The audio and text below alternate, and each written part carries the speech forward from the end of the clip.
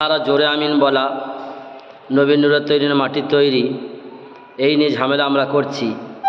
একটা কথা বলি, কিভাবে সমাজ বাঁচবে, কিভাবে আমরা বাঁচব, কিভাবে মুসলিম বাঁচবে, কিভাবে সবাই ঐক্যবদ্ধভাবে এক হয়ে থাকবো, সেই চিন্তা ফিকির করি।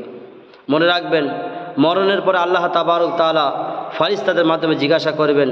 5 পারা সূরা নিসা 103 নম্বর আয়াত, নির্দিষ্ট সময়ে 5 ওয়াক্ত নামাজ ফরজ।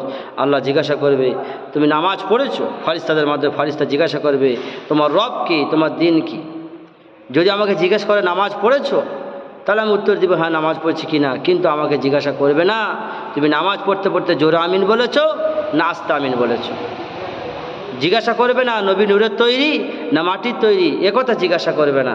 জিজ্ঞাসা করবে তুমি নামাজ পড়েছো, জোরে আমিন বলো, আস্তে আমিন বলো, এইগুলো করো এগুলো করো। এর সামনে আমরা মতামত করছি কেন?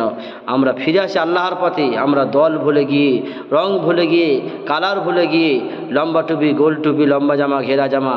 এখন কথা হচ্ছে চেহারা দেখতে পারে না ঘেরার, ঘেরা দেখতে পারে না চেহারার, এ ওকে দেখতে পারে না, ওকে দেখতে পারে না। সবাই এক হই।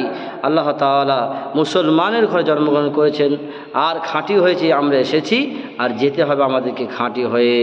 এই জন্য আমরা খাঁটি হই, আমরা সব ভুলে গিয়ে এক হওয়ার চেষ্টা করি, তাহলে কিন্তু আমরা বাঁচতে পারবো ইনশাআল্লাহ।